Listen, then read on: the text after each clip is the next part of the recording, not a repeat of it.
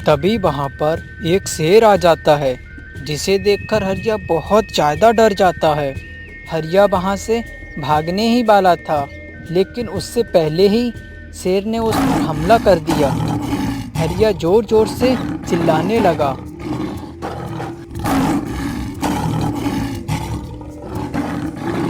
फिर वह सेठ के कमरे में घुस जाता है। वहाँ पर सेठ सो रहा था और उसके पास में पैसे से भरा एक बैग रखा था। छोटा बंदर उस बैग को उठाकर ले जाने लगता है।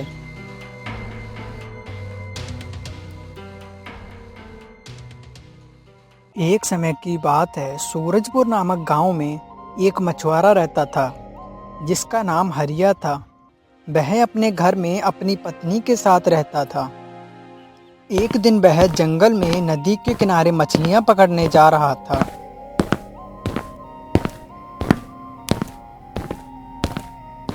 कि तभी उसे वहां एक छोटा सा बंदर जख्मी हालत में गिरा हुआ दिखाई देता है। अरे तुम कौन हो और यहाँ इस हालत में क्या कर रहे हो? छोटा सा मासूम बंदर कुछ नहीं बोलता है। वह सिर्फ दर्द से तड़प रहा था। लगता है जंगल में इस मासूम बंदर का किसी ने शिकार किया है और यह उस शिकारी के शिकार से जख्मी होकर यहाँ पर अपनी जान बचाने के लिए आया है। तुम बिल्कुल परेशान मत हो छोटे बंदर, मैं तुम्हें अपने साथ ले जाऊंगा और तुम्हारा इलाज खुद कराऊंगा। देखना फिर तुम बिल्कुल ठीक हो जाओगे। हरिया उस बंदर को ठीक होने का दिलासा देता है, लेकिन वह बंदर उसे चुपचाप अपनी मोटी मोटी आंखों से देख रहा था। छोटे बंदर, तुम क्या गूंगे हो? मैं कब से तुम्हें इतनी सारी बातें कह रहा हूँ, मगर तुम हो कि कुछ बोलते ही नहीं। मुझे तो ऐसा लगता है कि तुम बोल ही नहीं सकते। चलो कोई बात नहीं, मैं तुम्हें वैद्य जी के पास लेकर चलता हूँ। और फिर हरिया उस छोटे बंदर को वैद्य जी के पास ले जाने लगता है।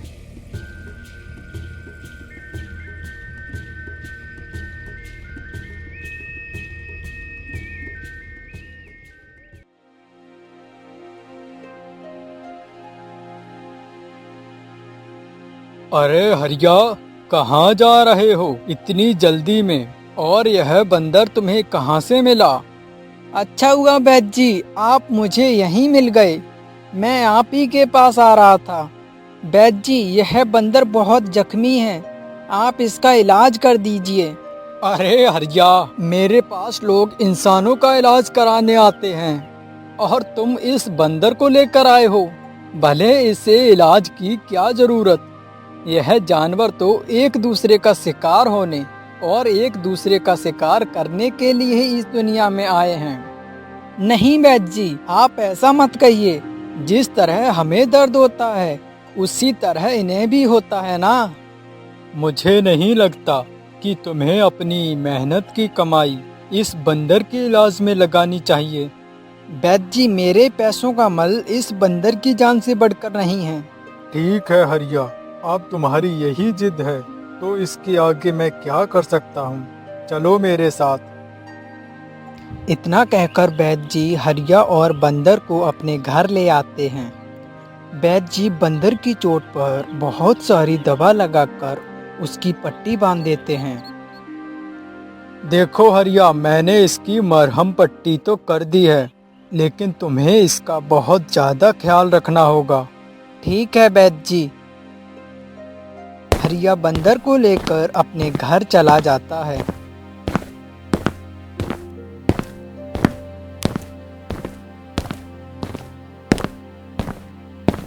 बंदर बेचारा जख्मी हालत में सुस्त होकर हरिया के पास लेटा रहता है। छोटे बंदर, तुम तो कुछ बोलते नहीं और मैं तुम्हारा नाम भी नहीं जानता, इसीलिए मैं तुम्हें छोटा बंदर कहकर बुलाऊंगा। इतना कहकर हरिया छोटे बंदर के लिए केले लेने चला जाता है।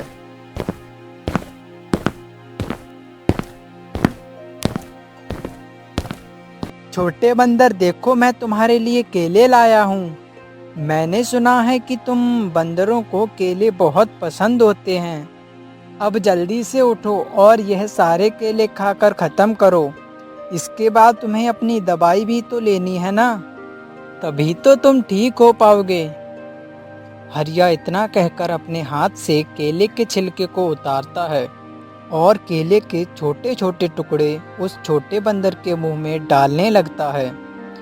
वह छोटा बंदर धीरे धीरे आराम से केले के टुकड़े खाता है, साथ ही अपनी मोटी मोटी आंखों से हरिया को टुकुर टुकुर देख रहा था। दिन गुजरते जाते हैं और हरिया उस छोटे बंदर की ऐसे ही सेवा करता रहता है, जिससे वह छोटा बंदर ठीक हो जाता है। छोटे बंदर, अब तुम पूरी तरह से ठीक हो चुके हो और अब मुझे लगता है कि तुम्हें तुम्हारे परिवार के पास पहुंचा देना चाहिए। चलो, मैं तुम्हें तुम्हारे परिवार के पास जंगल में छोड़ देता हूँ। हरिया यह कहकर बंदर को जंगल की तरफ लेकर जाता है।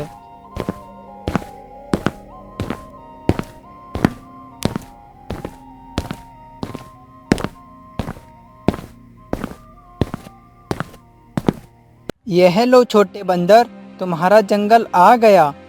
अब तुम अपने परिवार के पास चले जाओ। मुझे यकीन है कि तुम्हारे परिवार वाले भी तुम्हें ढूंढ रहे होंगे। हरिया की यह बात सुनकर छोटा बंदर उसकी गोद से उतरता ही नहीं है। हरिया बंदर को ऐसा करते देख उससे कहता है, छोटे बंदर, अब तुम जंगल में अपने परिवार के पास जाओ। हरिया के बहुत कोशिशों के बाद भी वह बंदर उसकी गोद से नहीं उतरता है। छोटे बंदर को ऐसा करते देख कुंदन परेशान होकर कहता है, छोटे बंदर, अब मैं क्या करूं? तुम तो मेरी गोद से उतरने का नाम ही नहीं ले रहे। लगता है तुम वापस जाना ही नहीं चाहते। हरिया की यह बात सुनकर बंदर उसके सीने में अपना मुंह छुपा लेता है। छोटे बंदर को ऐसा करता देख हरिया मुस्कुराता है और कहता है, अच्छा, तो तुम मेरे साथ रहना चाहते हो? हाँ, वैसे मुझे भी तुम बहुत अच्छे लगते हो। चलो, मुझे भी तुम्हारे रूप में अपने लिए एक साथी मिल जाएगा। हरिया यह कहकर उस बंदर को अपने घर वापस ले आता है और फिर वह दोनों साथ रहने लगते हैं।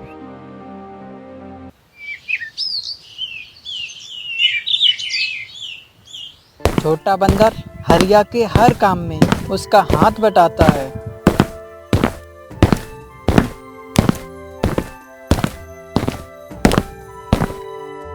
एक दिन हरिया नदी के किनारे मछली पकड़ने जाता है।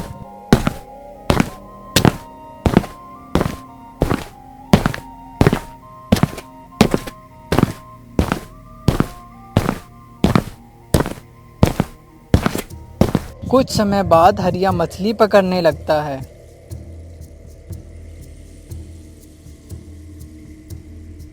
छोटे बंदर, ये देखो कितनी अच्छी मछली है ना।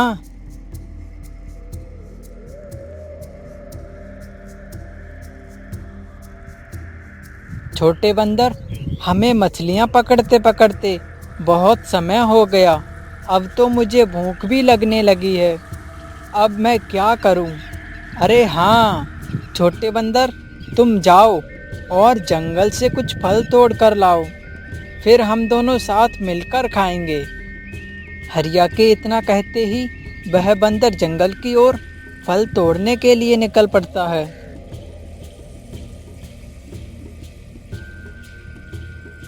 तभी वहाँ पर एक शेर आ जाता है, जिसे देखकर हरिया बहुत ज़्यादा डर जाता है। हरिया वहाँ से भागने ही वाला था, लेकिन उससे पहले ही शेर ने उस पर हमला कर दिया। हरिया जोर जोर से चिल्लाने लगा।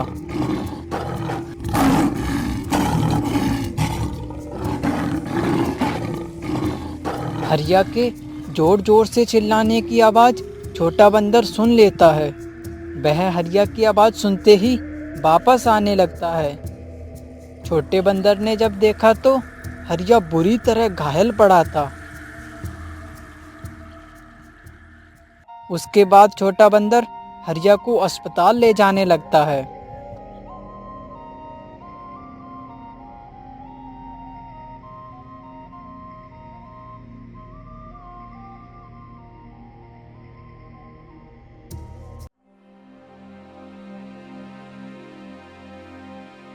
देखो मिसिस अनीता, तुम्हारे पति को किसी जंगली जानवर ने बुरी तरह घायल कर दिया है। इनका ऑपरेशन करना पड़ेगा, नहीं तो इन्हें इन्फेक्शन भी हो सकता है और इनकी जान भी जा सकती है। इसीलिए हमें जल्द से जल्द इनका ऑपरेशन करना पड़ेगा। तो आप जल्दी से पैसे जमा करा दीजिए जिससे हम इनका ऑपरेशन कर सकें। हे भगवान, यह हमारे साथ क्या हो गया? अब मैं इनके ऑपरेशन के लिए इतने सारे पैसे कहां से लाऊंगी? अनीता बहुत ही ज्यादा दुखी हो जाती है कि तभी वहां से छोटा बंदर जाने लगता है। छोटा बंदर दौड़ते हुए जाता है।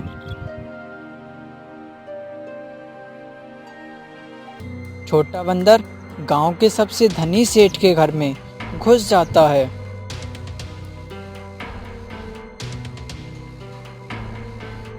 और फिर वह सेठ के कमरे में घुस जाता है। वहां पर सेठ सो रहा था और उसके पास में पैसे से भरा एक बैग रखा था। छोटा बंदर उस बैग को उठाकर ले जाने लगता है।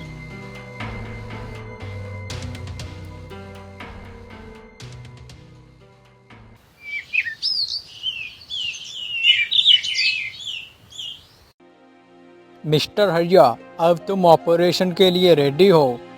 अब तुम्हें ऑपरेशन थिएटर में चलना होगा जिससे कि हम आपका ऑपरेशन कर सकें और फिर आपको किसी भी प्रकार का कोई भी इन्फेक्शन नहीं होगा।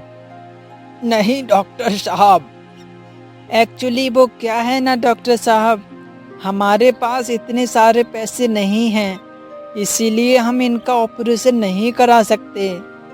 अरे लेकिन आपका तो सारा पेमेंट कल शाम को ही ऑलरेडी हो चुका है। क्या किंतु? कोई किंतु मिंतु नहीं मिस्टर हरिया। चलो, अब तुम्हारा ऑपरेशन थिएटर रेडी है, जल्दी चलो। सच सच बताओ कि तुम दोनों में से किसने मेरा बैग चोरी किया है, वरना मैं तुम्हें वो सजा दूंगा कि तुम जिंदगी भर याद रखोगे। माफ करिए सेठ जी, लेकिन जब आपका बैग चोरी हुआ था तब तो हम घर पर भी नहीं थे। हम दोनों में से किसी ने भी आपका बैग नहीं चुराया है। क्या तुम झूठ बोल रहे हो? तुम ही में से किसी ने मेरा बैग चुराया है। सच सच बता दो, वरना मैं तुम्हारे साथ बहुत बुरा करूंगा। अरे सेठ जी, हम सच बोल रहे हैं। हम दोनों में से किसी ने भी आपका बैग चोरी नहीं किया है। अगर आपको हम पर विश्वास नहीं है तो सेठ जी, हमारे घर में तो सीसीटीवी कैमरे लगे हैं, आप एक बार उसमें चेक कर लीजिए। अरे हाँ रामू, हम तो भूल ही गए थे कि हमारे पास सीसीटीवी कैमरा है। जल्दी से एक एक फुटेज चेक करो और पता लगाओ कि आखिर किसने हमारा बैग चोरी किया है।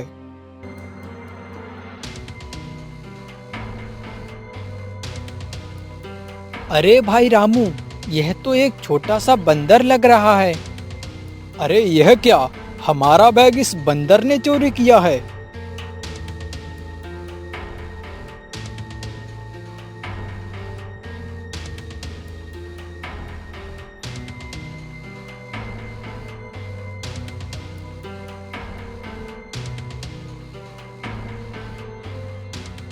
सेठ जी, मुझे तो यह एक शिकारी बंदर लग रहा है। जरूर इसे इसके मालिक ने भेजा होगा। हाँ, तुम सही कह रहे हो रामू, मुझे भी ऐसा ही लग रहा है। लेकिन अब तुम दोनों जाओ और इस बंदर और इसके मालिक को पकड़ कर लाओ। हम उसको ऐसी सजा देंगे कि वह जीवन भर याद रखेगा। जी मालिक, हम अभी जाते हैं। देखो मिसेस अनीता, आपके पति का ऑपरेशन बिल्कुल ठीक ठाक हो चुका है, लेकिन अभी इन्हें अधिक से अधिक आराम की ज़रूरत है। ठीक है डॉक्टर साहब, धन्यवाद। और इधर सेठ जी के दोनों मालिक जंगल का कोना कोना खोजने लगे।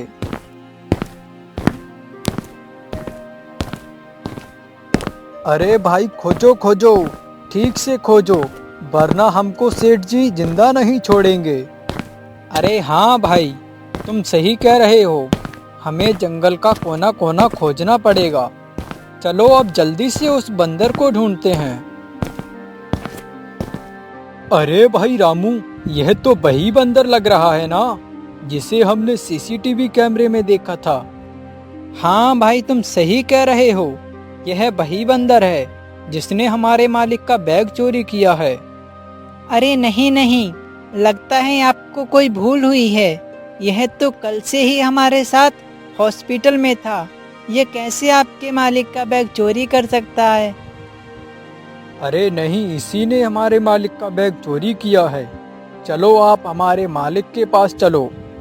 अब तुम्हें वहीं पता चलेगा कि आखिर कैसे इस बंदर ने हमारे मालिक का बैग चोरी किया है। सेठ जी के दोनों नौकर छोटे बंदर हरिया और अनीता को सेठ जी के पास बुलाकर ले आते हैं। हाँ, यही वो बंदर है जिसने हमारा बैग चोरी किया है। हाँ सेठ जी, इसी बंदर ने आपका बैग चुराया है। अरे नहीं नहीं सेठ जी, लगता है आपसे कोई भूल हुई है। यह तो कल से हमारे साथ ही हॉस्पिटल में था। यह कैसे आपका बैग चुरा सकता है? और भला यह आपका बैग चुरा कर करेगा भी क्या? इसी बंदर ने मेरा बैग चोरी किया है। रुको, अभी मैं तुम्हें सीसीटीवी कैमरे की फुटेज दिखाता हूँ।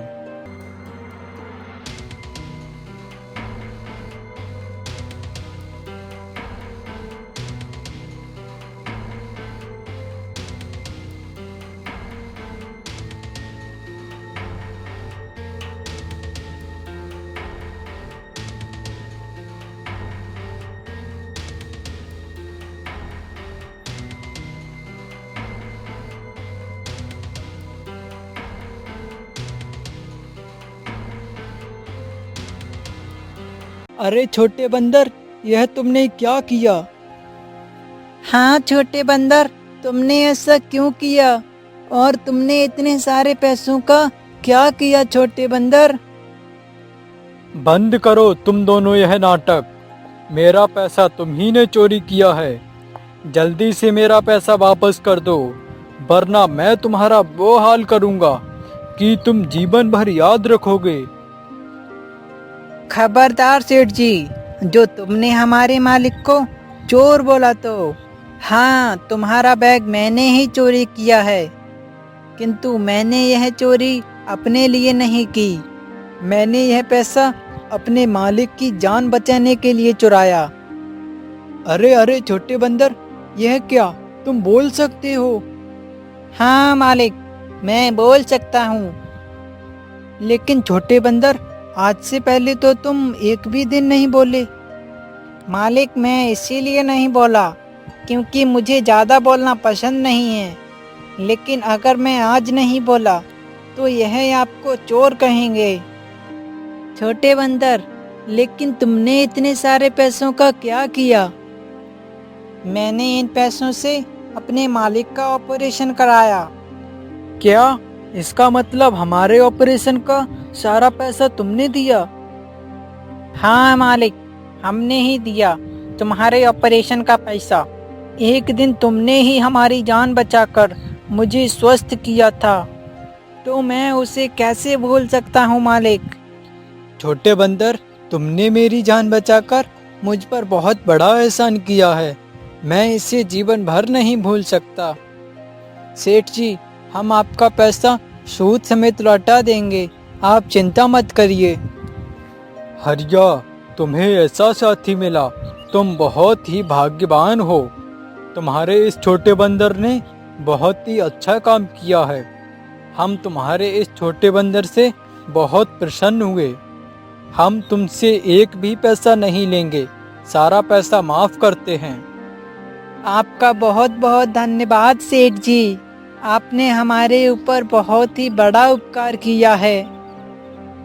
और फिर उसके बाद छोटा बंदर, हरिया और अनीता तीनों लोग खुशी खुशी रहने लगते हैं।